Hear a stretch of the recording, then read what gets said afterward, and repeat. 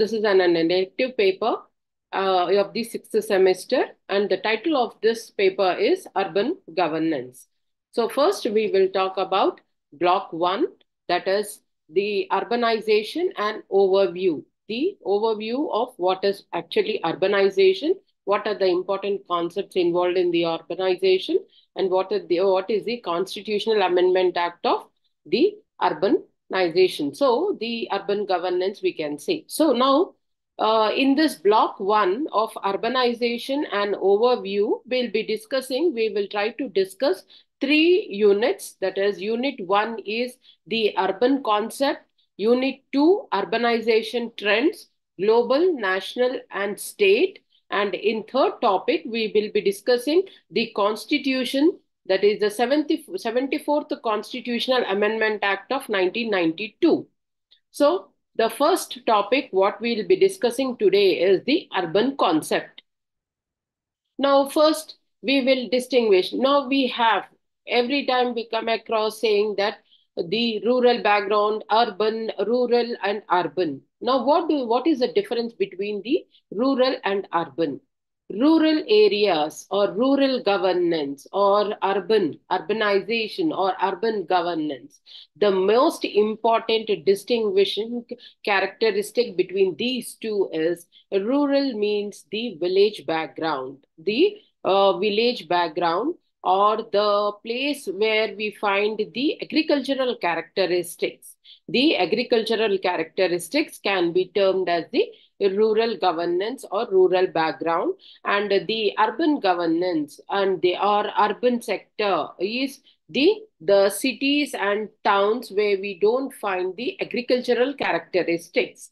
That is, and the basic difference between the rural and urban is in the rural areas we find the most of the agricultural characteristics, and in the urban areas we don't come across mostly on the agricultural characteristics. That is, there won't be any farming or the agriculture taking place in the urban areas or the towns, we can say.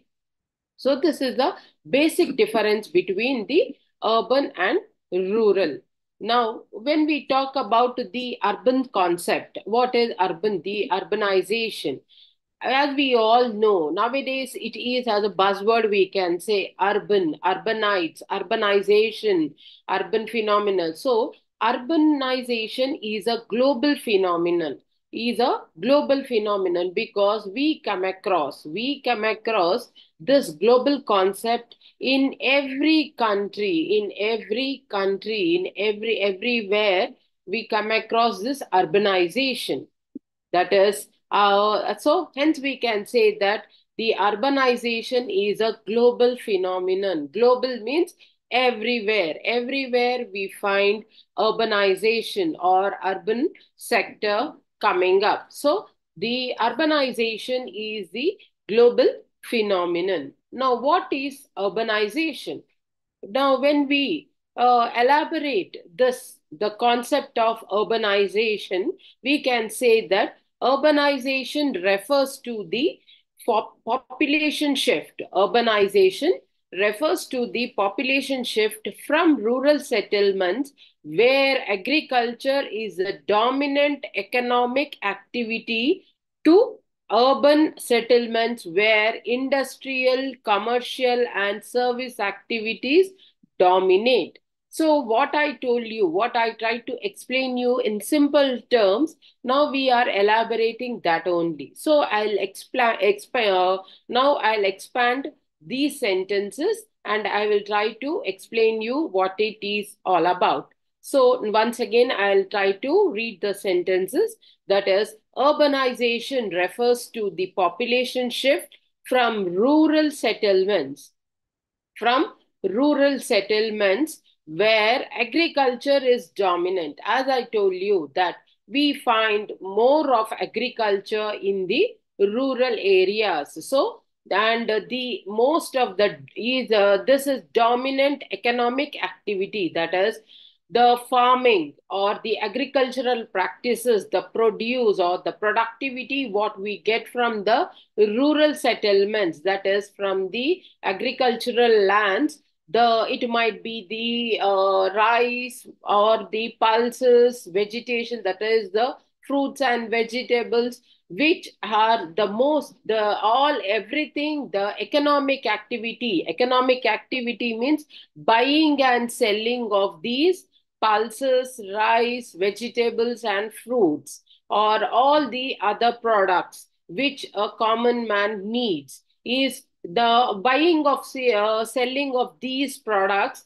makes the economic output. So hence the dominant figure in these rural areas is the agricultural activity, which in turn or is directly proportional to the economic activity of the rural sector. So the rural activity or the rural settlements where the agriculture is more dominant and is directly proportional to the economic activities and the economic development of that rural place. So now based on this to urban settlements, we are talking about urbanization. So to urban settlements where industrial, commercial, and service activities dominate. So we find in urban settlements, we don't find the agricultural characteristics. We find the industrial, that is more of industries, more of commercial planning, that is the standard of living will be more, the services, that is more opportunities of employment, all these come under the urban settlements. So the urban settlements where industrial, commercial, and service activities are dominant. So the rural sector is dominant with the agricultural activities, and the urban sector is more dominant with the industrial and commercial activities. So this is all. We can say this is the meaning of urbanization. Now, this urbanization has a very important role to play in the development of the country, and as well as to place the country in the global market, we can say.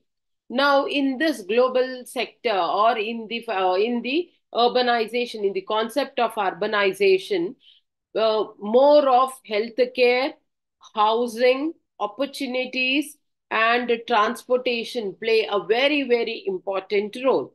That is, healthcare, we find more of advanced healthcare, we find more of advanced opportunities, and as well as transportation facilities as well.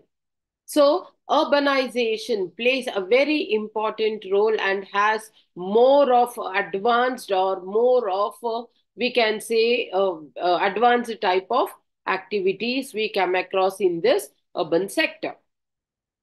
Now, when we talk about these urbanizations, now what is the most important driving or the drivers of this urbanization? Urbanization just will not come up like however it wants to. No, there is a driving force which goes and which complements the urban sector and which is paving way, we can say, for the rise in this urban standards or the urbanization or urban population also, we can say. So the most important driver or the most important driving force is migration.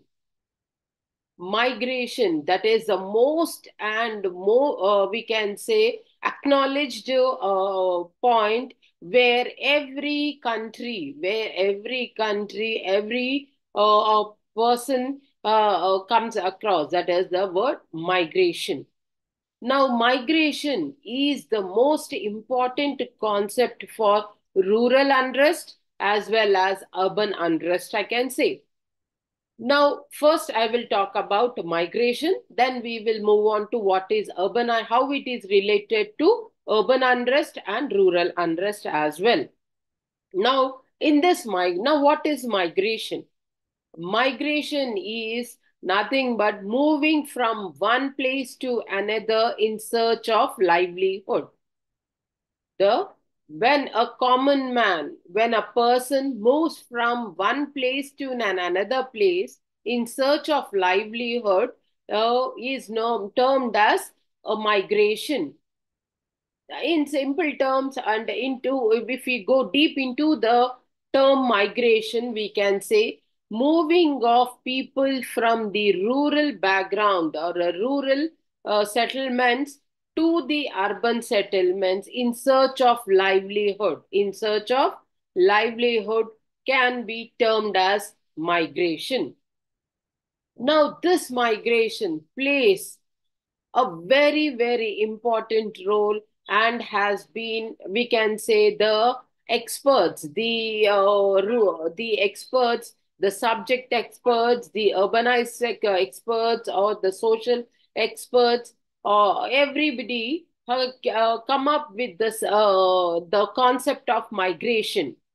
Sociologists, the most important role is being played by the sociologists who study the society and who talk about more of this migration, the concept of migration. So, in this migration, what is has paved way for rural unrest as well as urban unrest. Now, what is rural unrest? Rural unrest means when people are moving from the rural background or from the villages to the cities in search of livelihood, then there is loss of that is no scope for more of agricultural practices, and there is less population in the villages, more of number of senior citizens are there in the villages, that is dependency becomes more in the villages. So this is are the we can say some of the factors for rural unrest. Then, when we talk about the migration in the concept of urban unrest, now when large number of people move to the from the rural background to the urban background, or from the rural sector to the urban sector, then there might be more of population rise in the cities and towns, and there might be problems for housing, accommodation, sanitation, water supply, and these all might be some of the reasons which might create an unrest. Which might create an unrest in the urban sector. So these are two important points to be remembered, which will connect. The migration is the most important driver of a migration, we can say, which connects the rural and the urban sector. Now, when we talk about all these, the migration, the drivers of urbanization, that is migration, then we move on to the what are the important characteristics? What are the important characteristics which have to be kept in mind, which play a very important role in the concept of urbanization? Now, the most important characteristics, to name a few, are the first one is the growth in population. As I told you, when people migrate from the rural areas, from the villages to the urban cities or the towns, then there will be a huge growth in population. So, the most important characteristic of urbanization is growth in population. Then the second important one is regional disparities. There will be regional disparities. As we know that the people who live in villages, they feel that they are not up to the mark. They feel that they are lacking something in them, or they feel insecure, or they feel that they are lacking something, that is when they go into the cities. So that is regional disparities come up, which might create some disturbances or hindrances in the system. Then the third important characteristic can be industrialization. Industrialization is more of opportunities.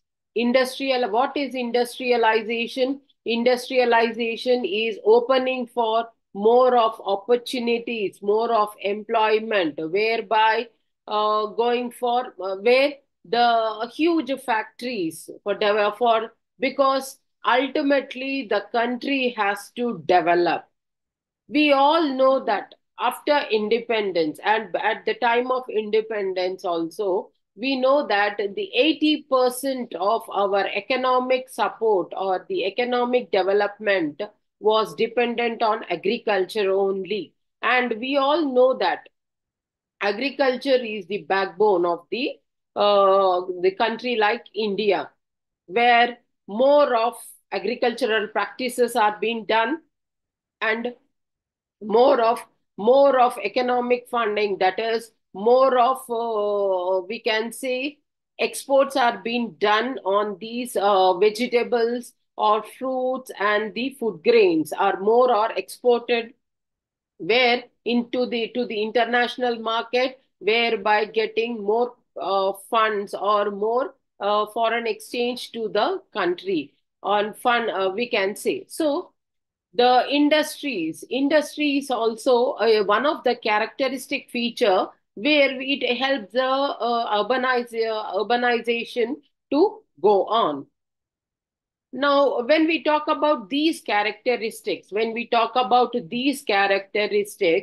we have to keep in mind the most important thing that there might be. As we all know that when we talk about any of the concept, there are advantages as well as disadvantages. So when we talk about urbanization also, there might be advantages and as well as disadvantages. So first we will talk about the advantages and then we will talk about the disadvantages. So when we talk about the advantages of urbanization, there are we will discuss few of them.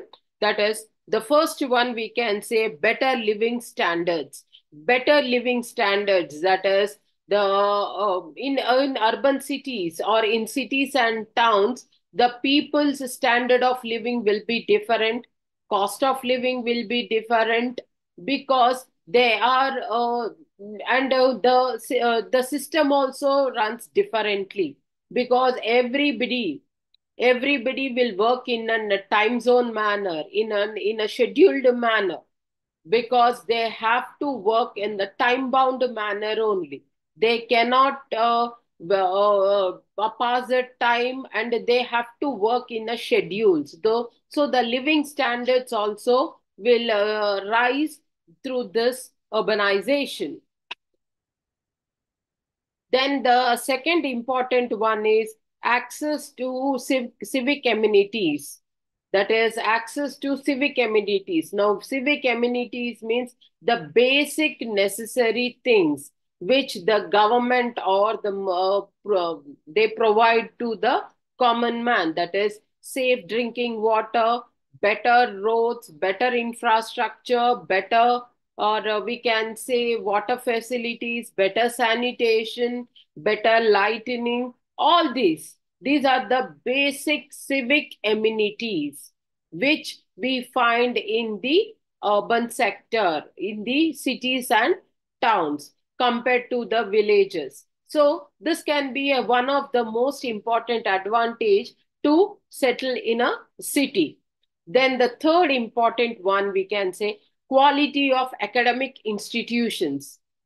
We all know that the major educational institutions or the academic institutions are situated and are established in towns and cities only, whereby providing quality education, quality. Hence, we see many rural background students who migrate to the cities and stay in the hostels and study, and they impart education to excel in their life. So that is having in urbanized cities or in the cities, we find the most important advantage of these urbanized cities is that we find quality education, quality academic institutions. Then the next important one is the social life, socializing, that is interacting with one another, encouraging one another, and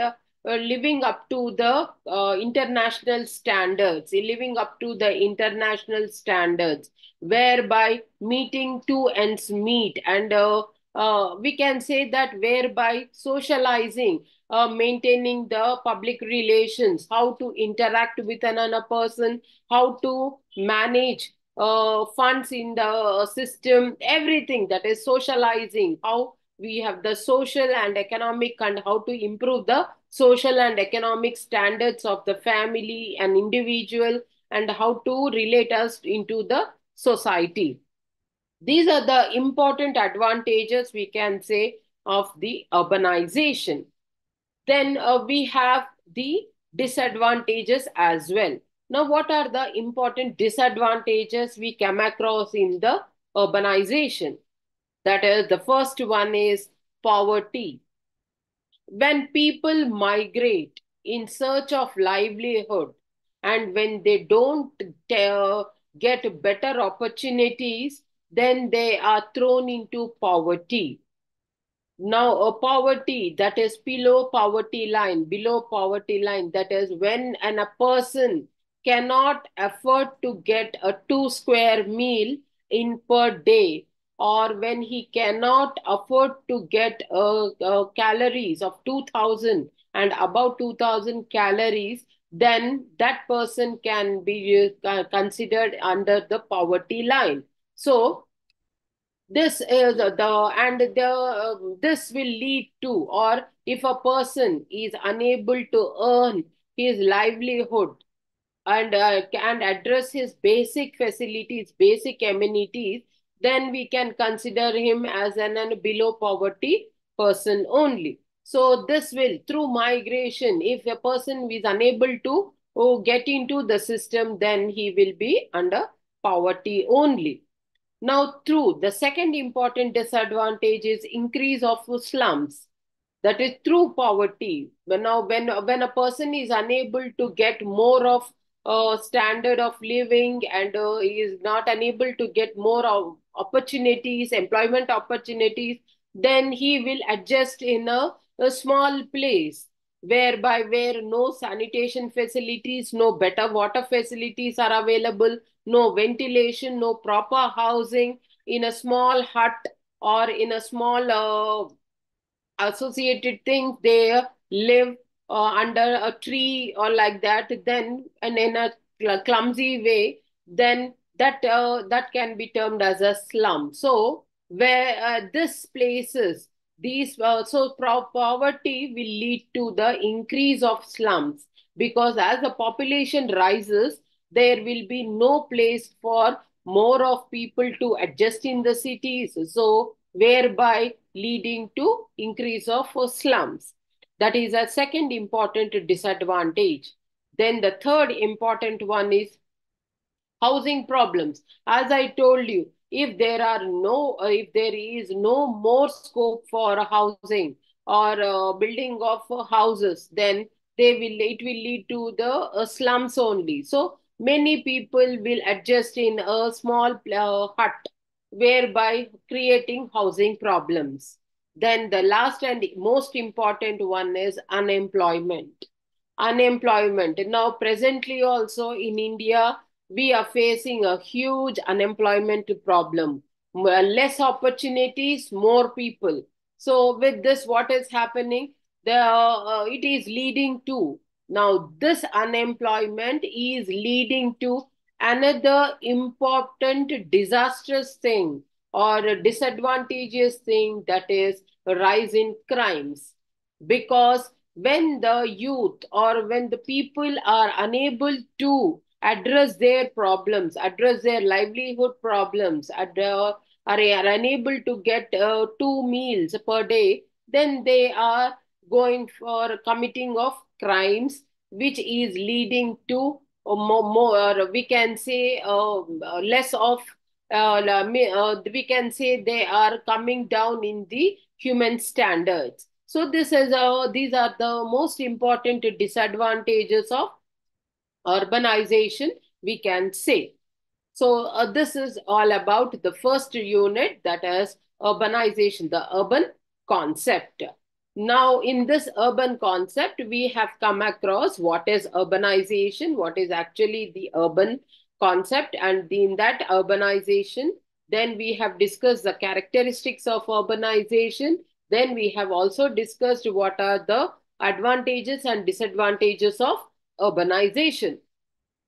Then we will move on to the next topic, that is urbanization trends, that is global, national, and state level. Now, in the urbanization trends means every day there will be a new standard. Every day, and for example, every day we see new things in the market every day. If we buy a product X today, tomorrow when we go into the market, a new product Y will be there, and we will be searching for that product. Means now trend urbanization trends is the updating versions, updating. So urbanization trends also in the concept, or in the concept of globally, that is worldwide, then national, that is in India only, and in the state means in the state of Telangana. So we have to talk about how the urbanization trends means the rise of urbanization, how the rise of urbanization has been equated in the global form, in the national form, and as in the state form. So when we talk about the urbanization in the global form, that is in the world, how urbanization is taking place, how urbanization is being done, then we can say that by the year 2050, by the year 2050, world's urban population is expected to be 68%. That is, it is more than half, or that is 68% of the population will be in the urban areas only. Means there will be a less rural population. So this we can say it is growing in an alarming rate. So more and more people are migrating, and through migration, the we can say more and more people are migrating and increasing the population in the urban areas. So this is a first most important point to be remembered when we talk about urbanization at the in the global form, or in the global village.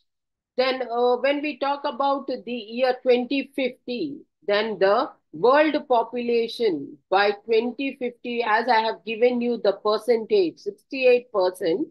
Now, when we talk about in the terms of population, then the world population by 2050 will be 9.8 billion. 9.8 billion, and in that 6 point, that is overall the population, the world population by 2050 will be 9.7 billion, and in that the 6.7 billion people will be in urban areas. That is 6.7 billion people will be in the urban areas, and only 3.1 billion people will be in the rural areas. So we can see how there is so much of disparity, or there is so much of distant difference between the rural sector and the urban sector. So the rural population will be only 3.1 billion in the year 2050. Now, when we talk about the urbanization in India, now till now we have discussed the urbanization in the world. Now we will come across what is happening in India as well. In India, When we talk about the census of 2011, because now what do we understand by the term census? The census is now the government of India takes up the government of India for every 10 years it comes out with a census data, that is counting of the population. Every 10 years, the government of India conducts a survey and counts the population and comes out with the actual figure how many people are residing, which will, through this census data only, all the major reports, all the major decisions will be taken. So, when we talk about the census data, because presently the government of India did not go for the census data, so we are taking only the 2011 census data. So in the 2011 census data, the urbanization has been increased by 10.8%. That is, the urbanization in India has gone up to 10.8%. Now, when we talk about the urbanization in India, we can see that there is a three-tier structure existing.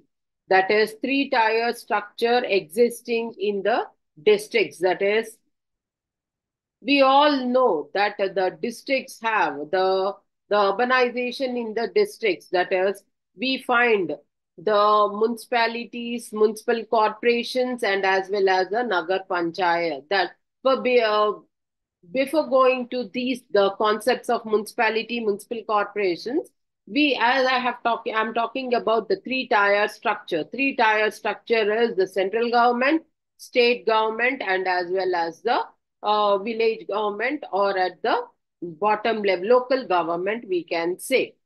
So the local government may be a Panchayati Raj institution at the rural areas, and at the urban areas, it might be the municipalities. So the urbanization is growing on, is growing more and more. Now, when we talk about the India, then we will move on to the state. As we all know that Telangana is the youngest state now, and it is the 29th state in India, and it is was formed in the year 2014, and this is the 13th populous state. That is, in terms of population, Telangana state stands 13th in the state, in the country. So, and in the terms of urbanization, in the terms of urbanization, Telangana state stands at the fifth position. Telangana state stands at the fifth position. So, in the terms of population, we are in the 13th position. The Telangana state is in the 13th position. And when we talk about in terms of urbanization, it is placed in the form of, we can say, in the fifth position. Now, apart from Telangana, what are the other important states which are more populous or which have more population? Other than Telangana, we will take few of them which are having more of population, that is Tamil Nadu, Maharashtra, Kerala, and Gujarat. These are the important states which are having more population. So when we talk about, now this is about the Telangana, state of Telangana. Now when we talk about the districts of Telangana, as I told you, we are having a three-tier structure, three tiers. So first we have discussed about the Telangana, how the India is being placed, and how the standards are there in the concept of urbanization. So in the urbanization in the districts of Telangana, when we take out of the 33 districts, as we all know that the Telangana, after the formation of Telangana, the districts have been, there has been a decentralization, and the 33 districts have been formed. And Apart in these 33 districts, we can say, and out of these 33 districts, we know that Hyderabad is a wholly urbanized one district.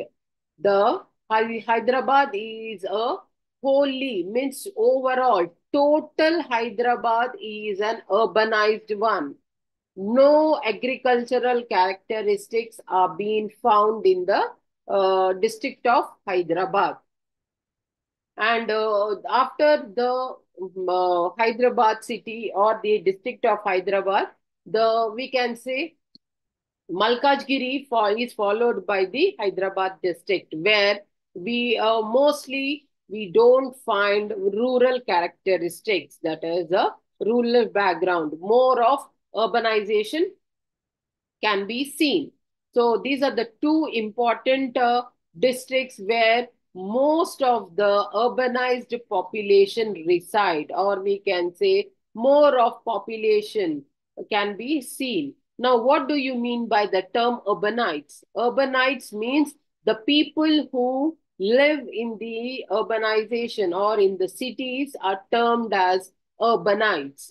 So that is a urbanization. So this is all about, we can say, that is the the urbanization trends in the global sector, in the global way, that is in the international way, and in the national way, that is in terms of India, and in the state way, that is in the state of Telangana. And in the Telangana state, we have 33 districts, and in the 33 districts, we have Hyderabad is the most populous district where, and it is wholly urbanized district where no rural characteristics, no agricultural characteristics are being found.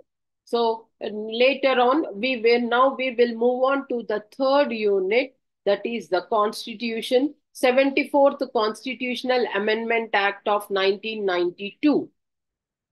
The Constitutional Amendment Act of 1992, that is the 74th Constitutional Amendment Act.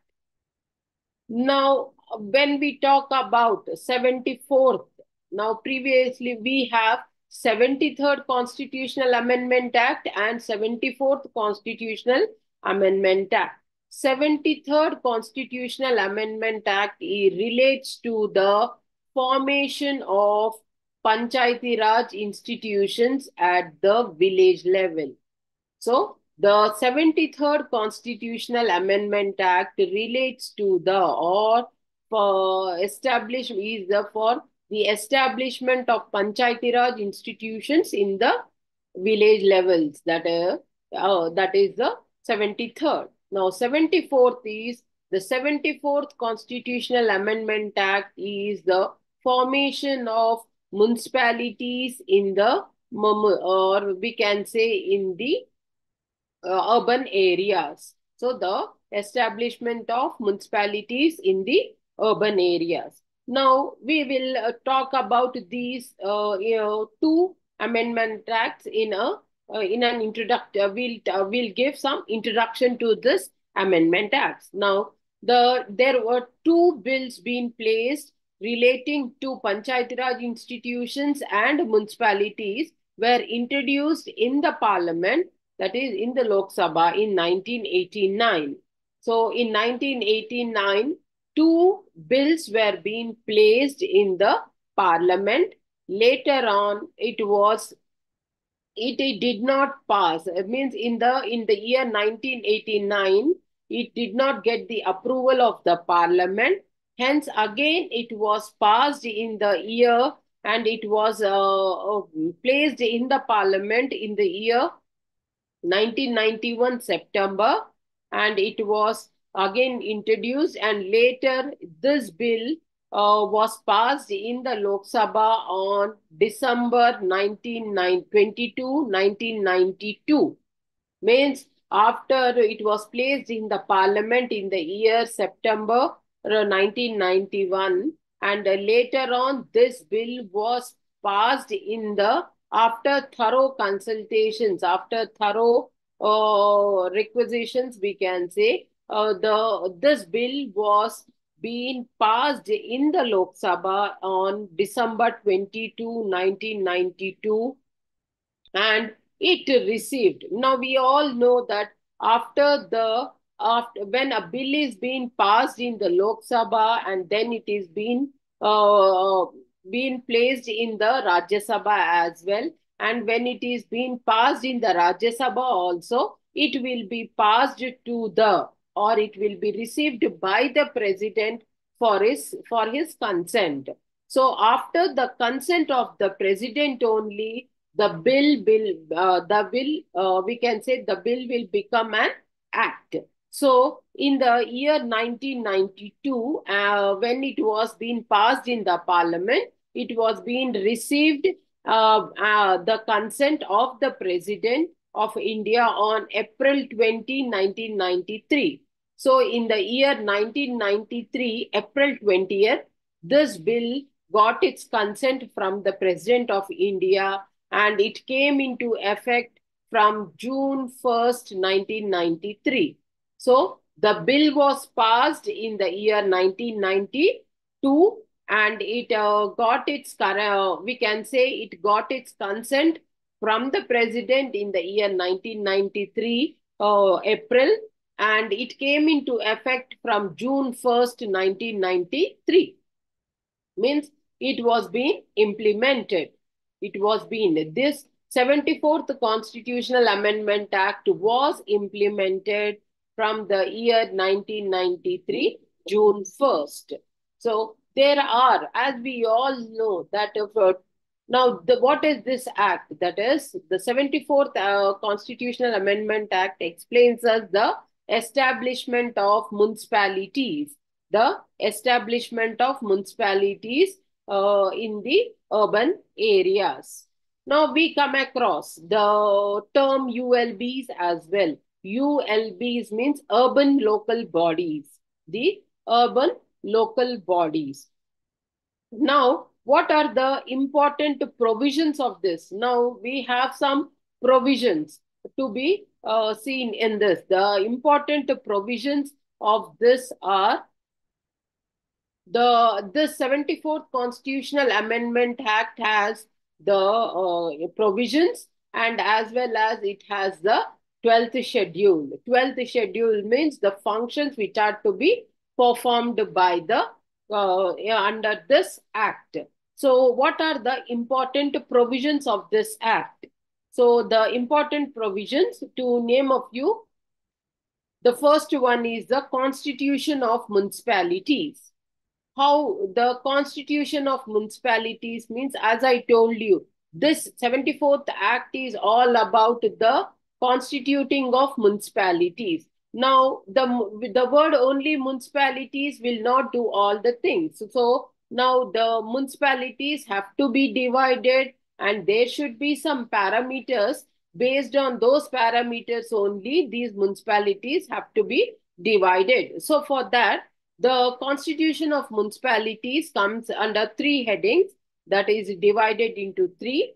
That is municipal corporations, municipalities, and Nagar Panchayats or the Nagar Palikas. Now, these three municipalities will be divided based on the, mostly these are being divided based on the population only. Means based on the census data only, these three municipalities are being divided. So, what is the municipal corporation? What is a municipality and what is a Nagarpalika? Municipal corporation. Municipal corporation. Now we have our GHMC, Greater Hyderabad Municipal Corporation. Why? Because we have so many municipalities being clubbed into this. So now in this, what is this municipal corporation is all about? It is the larger area.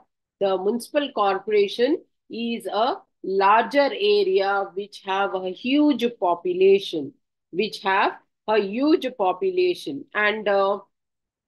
the municipalities have a smaller area. Either municipalities have a smaller area, that is above municipal corporations is the area where they have more than more than 10 lakhs, more than 10 lakhs population. I'm using the word more than 10 lakhs. So the municipal corporation has a population. If the population is more than 10 lakhs, then that large area can be considered as an municipal corporation. Then we have municipalities. Municipalities is a smaller area where the population might be more than 3 lakhs. If the population of the municipality is more than 3 lakhs, then that area can be considered as a municipality or a smaller area. Then we have the third one, Nagar Palikas. Nagar Palikas, these are the smaller or a transitional area. Now, what do we mean by the term transitional area? Transitional area means we find both the rural and urban characteristics. The area where we find both the rural and urban characteristics, that is the semi-urban, we can say, that area can be termed as a nagarpalika, and to this the population might be around 50,000.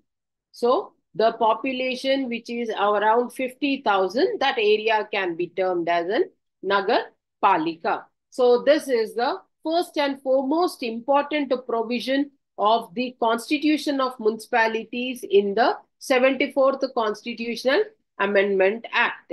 Then we have the second important amendment, we can say the provision, that is the reservations. Reservations means now to these municipalities, municipal corporations or the nagarpalikas, there will be elections. Means elections are held for these. As we all know, we are in a democratic system. So we elect our own representatives. So at the central level, to form the union government, we elect our representatives to the Lok Sabha and the Rajya Sabha.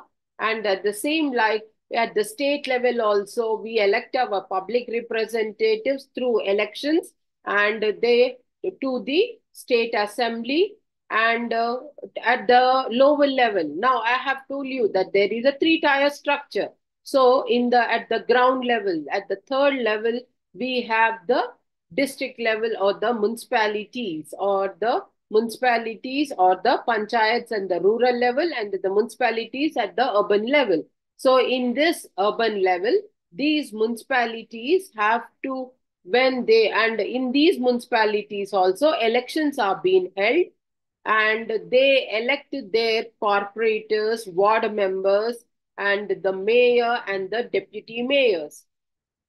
As we see in the districts, the Zilla Parishad chairman, Zilla Parishad, Mandal Parishads, and the Gram Panchayats or the Gram Sabhas. Likewise, in the urban areas also, we see the corporators, the ward members, and the above all these corporators, we have the mayor of the cities and the deputy mayors, who are the public representatives, and the mayor is considered as the first citizen of the city. Now we all know that the President of India is considered as the first citizen of India or the first citizen of the country. And at the state level, the governor is considered as the first citizen of the state. And at the city level or at the district level, we can say in the urban areas, it is the mayor who is considered as the first citizen. So now the mayor, the deputy mayor, or the corporators, or the ward members, or this is a system of, and who are the public representatives, and these are being elected by the people of that particular area, and under them they all the reservation system is being implemented and practiced as well. Now what is this reservation system? In this reservation system, adequate representation is provided to or should be provided to the women, scheduled caste, scheduled tribes, and as well as the backward classes.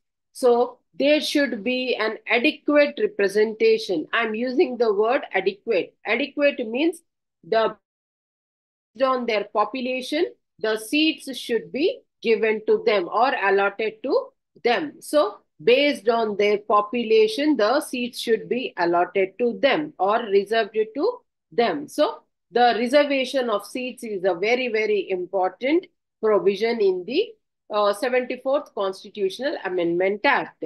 Then we have the next when elections are to municipalities. As I told you, elections to the municipalities.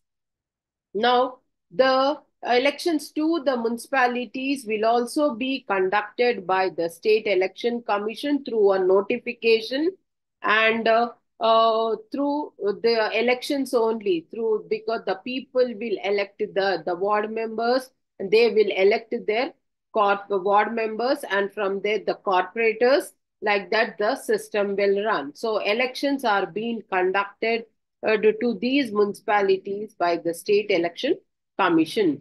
Now, the tenure of these elected members, the tenure of these means the term of office of these elected members will be 5 years. Means after 5 years, there will be a fresh notification and fresh elections are being held. So the tenure of these municipal committees will be 5 years. Now moving on to the powers and functions of these municipalities.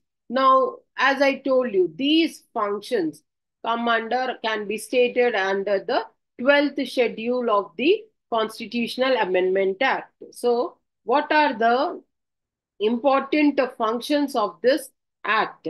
The first and foremost is urban planning. Now, in this 12th schedule, there are 18 items. 18 items means 18 functions are being given or provided according to the Constitution. So, now under this, the municipalities have to perform these 18 functions. So to take few of them, we will take few of them which are very important. The first and foremost is urban planning and town planning. That is, the town has to be planned, where the buildings should be there, where the market area should be there. All these, that is the town planning and the urban planning. So, and where the park should be there, where a road should be there, all these, where the industrial areas should be there, all this can be termed as urban planning and town planning. This is the important function of the municipality or municipal corporation, because the municipal corporation has that ability and it is the most important function of it to perform. The second important one we can say is the water supply and sanitation. Now, we all know that the municipalities in our areas, they provide safe drinking water and as well as sanitation, that sanitation facilities as well, better sanitation facilities, that is building of toilets, the and wherever necessary usage of the and providing better water facilities, providing of drinking water facilities to the citizens. This is a way, that is, this comes under the basic facilities or the civic amenities which have to be provided by the municipalities under this Amendment Act. Then we have the third one, roads and bridges. Roads and bridges means we all know that the laying of roads, if there is any bridges have to be the flyovers, all these all will be done by the municipalities only or the municipal corporations. So if there are potholes or if the road is being damaged in the rainy season, then it is the responsibility of the municipalities or the municipal corporations to repair those roads. So that is another important function. Then we have slum development and slum improvement. We all know that migration plays a very important role in increasing of population in the urban areas. So that has to be tackled by the municipal corporations only, whereby keeping a check on the developmental aspects, keeping a check on the provision of facilities in the slum areas as well. Because if the municipal corporation does not take care of the slum development, slum improvements, then there might be chances of pandemics, there might be chances of epidemics as well, and there might be chances of many other human related problems or any crime related problems, that is social and economic implications might get disturbed based on this increase of slums. Then we have another important ones, urban forestry. Urban forestry is maintaining of parks, gardens, and roadside plantations or trees. All this and the plantation of saplings. All these come under the urban forestry. On the highways, the we come across, when we go on the highways or on the roads also, we come across that there are plantations, that is a where to have a green cover, on in the city, the municipal corporations and the municipalities play a very important role and have an important function to perform. Then, apart from these powers and functions of these municipalities, they also have the another important thing, the finances. Now, the finance, when we talk about the term finances, finances means the municipalities have to run. They have to run on the resources. They have to deliver basic facilities, basic infrastructures for the development of the city. Now, for the development of the city, they need financial resources. Now, how will these financial resources we can say can be encountered? That is through the most important financial resources of these municipalities and municipal corporations are taxes, duties, fees, etc. Now, these taxes, duties, fees could be imposed, levied, and collected by the municipalities. That is, we come across where parking fees are collected, this money goes to the municipal corporations only, where in malls or on the roadside, if there is a place for parking, then we find a parking facilities are provided, and there will be a board of that fees being collected, and that fees is being goes to the municipalities for the development of the cities. Then taxes as well, that is the house tax, water tax, all this are being paid by the people residing in that municipality or in the municipal or corporation that is in that area, that is being paid to the municipality, whereby this all income will go to the municipalities only. Then the second important one is the grant in aid. Grant in aid means if the uh, municipality needs more funds for development or to address the problems of the citizens of that municipality, then they can request the government and can ask them for some grant in aid. That is, grant in aid itself explains us the term that grants in aid. That is, if there is any need, they have to get that aid from the state government. And the third important one is state government shares some taxes with the municipalities. That is, in the budgets also, in the state budgets, the government allocates some funds to the municipalities, whereby